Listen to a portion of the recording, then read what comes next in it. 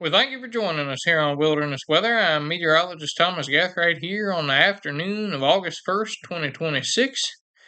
Taking a look at satellite here, the main storyline is this big area of low pressure over southern Illinois there, and bands of that are starting to spin outwards, and we're getting some showers here in Virginia as we speak. A shower just moved through Charlottesville, and got another one a little farther east as well. And these winds are being pumped up out of the south now, bringing some as the winds rotate around the system, bringing up some more humid air out of the south for us.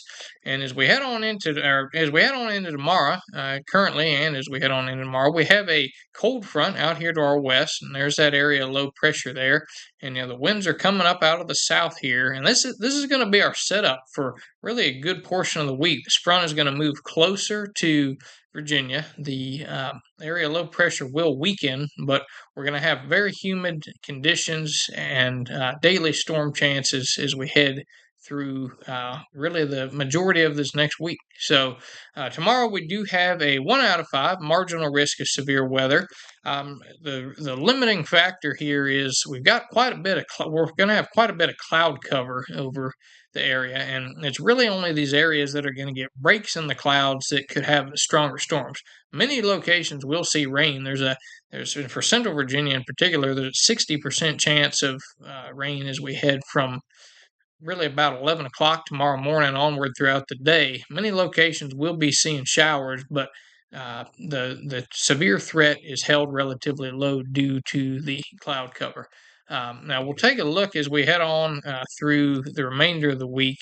This front is you can see here, this trough moving across the area, or moving towards the area, just going to hang out just to our west there, and it will weaken. You can see the colors start to fade away. This is as we head on into Monday. Now, as I mentioned, tomorrow there's a decent chance of showers throughout the day. Monday and really the rest of the week is looking like we'll be dry in the morning, and then we will have the afternoon chance of some showers and thunderstorms.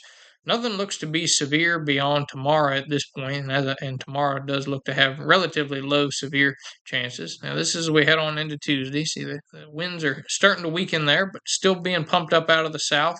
And you see winds out here to the west coming out of the north, so that frontal boundary is right in here, just barely to our west. And that's Wednesday into Thursday. And as we head into Friday, that does start to push. The front does start to push on out of here, but temperatures by then will start to push around 90 degrees, but the temperatures look to hang out in the mid 80s as we head through until that point in the week. And it's looking like we could pick up maybe around an inch and a half of rain. Some areas could certainly have quite a bit more, if some storms do end up setting up over your area. And but we do really need this rain. As you take a look at the drought monitor here, we're still under a stage 3 drought here in Central Virginia, spanning from Lexington to about Louisa County. Range here right in the middle of the state. Certainly pockets to our south and stage 3 drought there as well.